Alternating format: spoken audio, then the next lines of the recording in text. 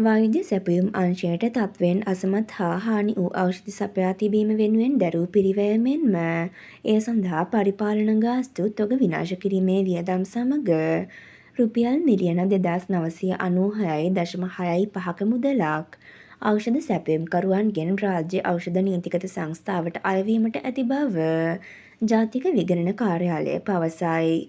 මෙම වර්ෂයේ මාර්තු මස 31 වන දින වන විටත් මෙකී මුදල් ඖෂධ සැපයුම්කරුවන්ගෙන් අයකර ගැනීමට නොහැකිව තිබුණි. අසාධු ලේඛනගත ඖෂධ සැපයුම්කරුවන්ගෙන් අයකර ගැනීමට ඇති මුදල රුපියල් මිලියන 1651.98කි.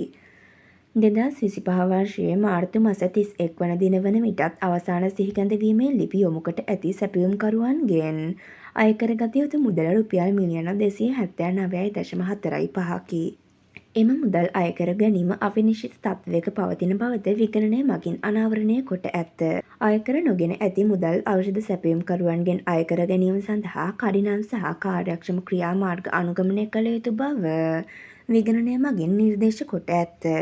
මෙවන් උණුසුම් පුවත් ලදසනින් දැන ගැනීම සඳහා අපගේ YouTube චැනලය සබ්ස්ක්‍රයිබ් කර බෙල් අයිකනය ක්‍රියාත්මක කරන්න.